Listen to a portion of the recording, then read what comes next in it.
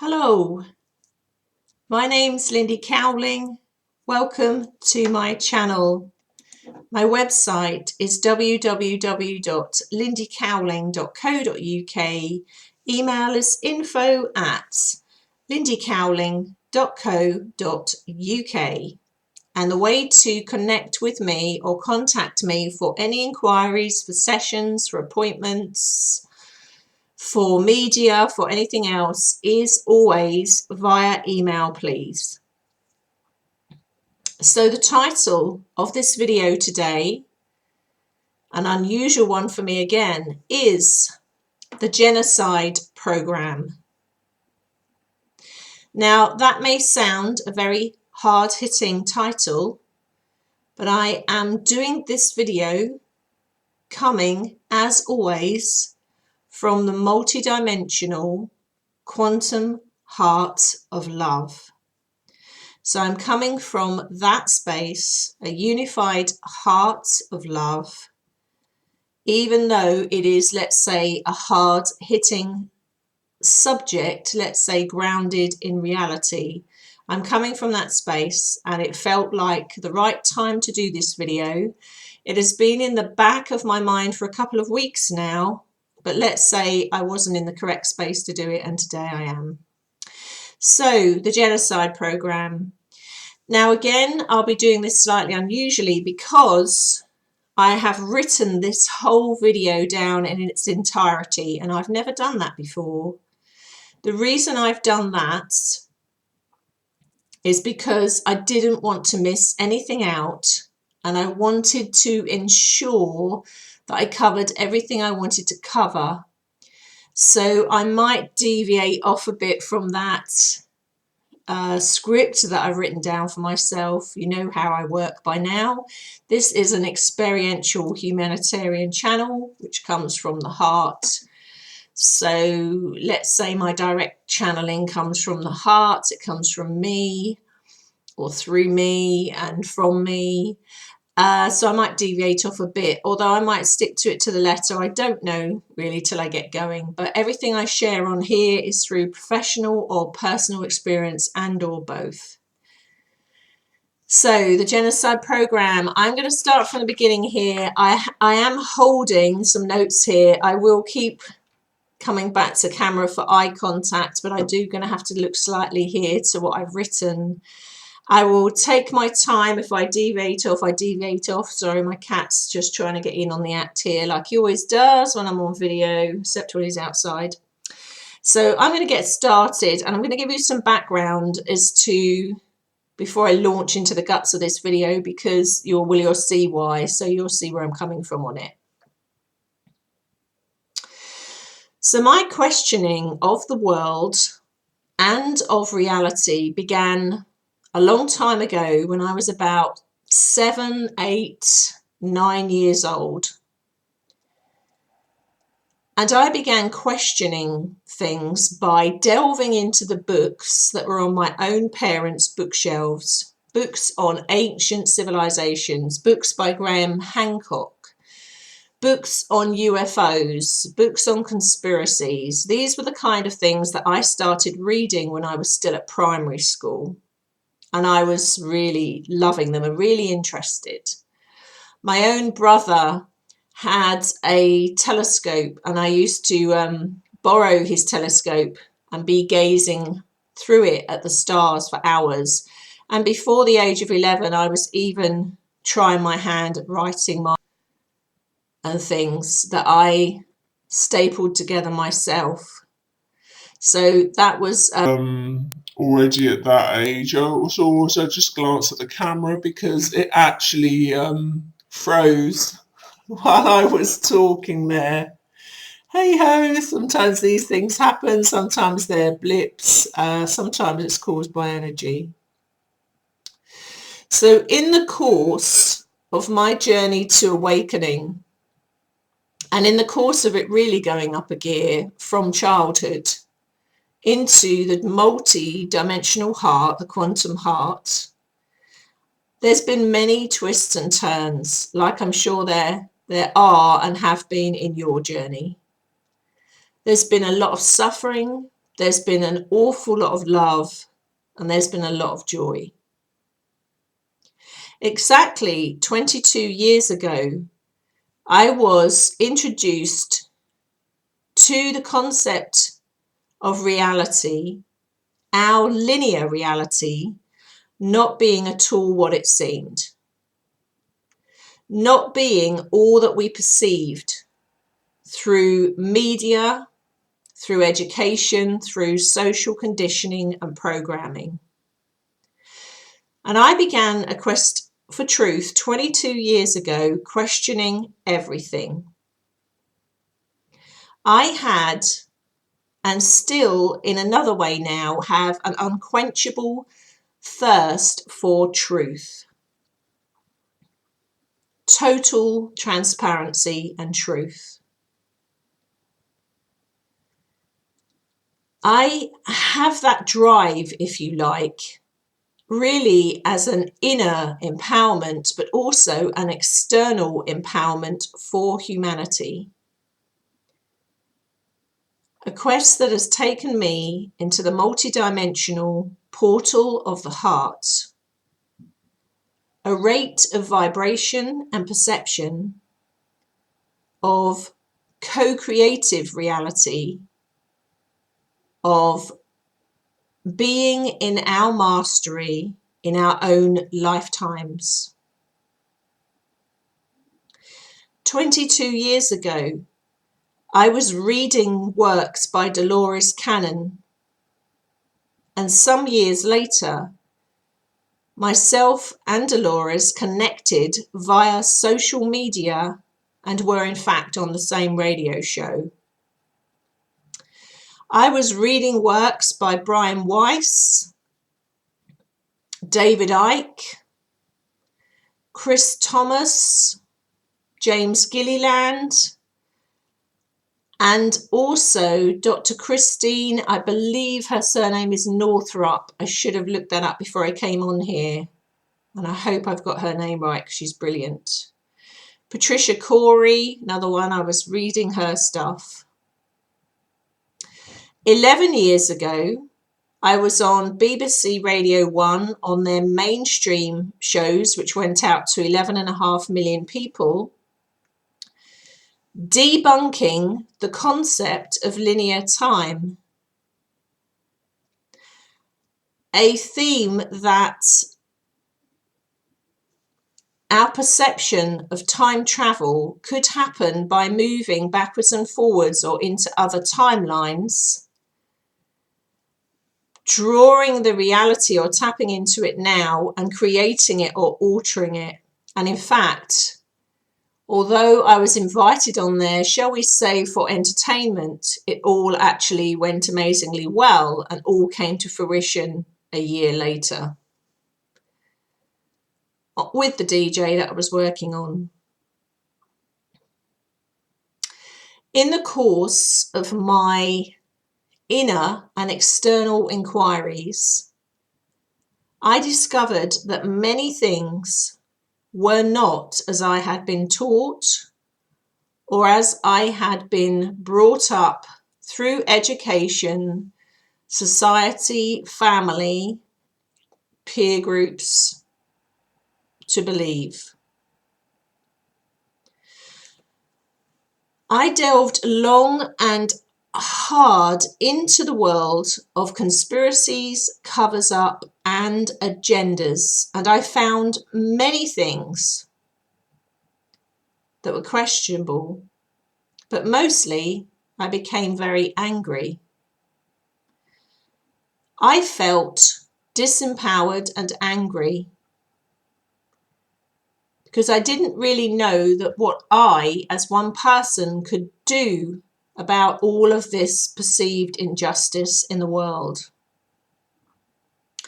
That was until I personally began my chosen, and now I feel always destined, journey into my quantum multidimensional heart. It was only when I reached the portal of the heart that I realized knowledge becomes wisdom. a softer form of wisdom, that one's perception, reality, and awakening vibration, one's consciousness, comes into a unified 360-degree embodiment. And that's to really make inner and outer change, micro and macro. One must choose to come home to a unified 0-point state of quantum reality, quantum heart. Once there, one experiences all things through a filter of empowered compassion. Compassion for oneself, compassion for humanity, not a spiritual bypassing, not the spiritual la-la land bypassing, but an empowered inner change, inner perception, leading to outer change, both in one's personal circumstances, but globally. I salute those, whatever paths they have chosen to illuminating the truth, to bringing truth to light. Not all have or will choose the heart. Some do not. But I salute them for their choice in bringing the truth to light. I chose my path, and for me it was always destined to be the heart. It was destined to be love, healing, empowerment. It was always going to be to choose love. So I have been aware of the Genocide Program for over 22 years. There are very many people that will do and have done a far better job than me of exposing these kind of things. And yet, I feel I must touch upon this in this video, because in not doing so would not be honouring a part, almost a warrior part of who I am. As long as I can remember, right back to childhood, I have been a crusader for the underdog. I've always taken under my wing those that were less privileged, those that were bullied, those that were in some kind of trouble, as long as I can remember. I've always taken under my wing what I now look back and realise were the bruised and broken. So when I say genocide program, well, when I use that concept, we tend to think of these things as being something that takes place in a very obvious way on faraway shores, in faraway places, faraway lands that aren't really anything to do with us. We never perceive of it as being active and in our own countries and on our own doorstep, in our backyard. And our backyard is connected to those faraway places and those faraway countries and those faraway people, because we are all stitches in the same tapestry. So what happens in their backyard is happening in our backyard, and vice versa. So in the name Genocide Program, I'm going to put this to you.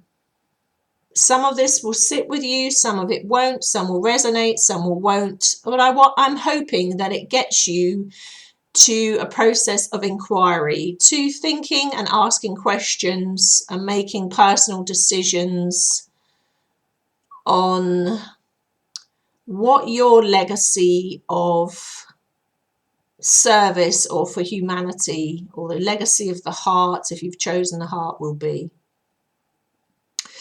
So what name would you give And I'm commenting entirely on the country I'm living in, because I can't comment on a country I've never lived in or spent time in. So anyone watching this from another country might not have the same system, might have a better system, a worse system, or a different system. But I have to use, it's an experiential channel, the experiences I have and what I'm seeing, or what I've lived through or living through, or what people are reporting to me. What name would you give to a linear system that has and is increasing suffering, increasing poverty, increasing the mortality rate, shortening the lifespan, increasing the homeless, decreasing housing, decreasing employment, decreasing wages, allowing catastrophic chemicals into the food and the water supply, bombarding the population with chemical spray that's airborne and within household.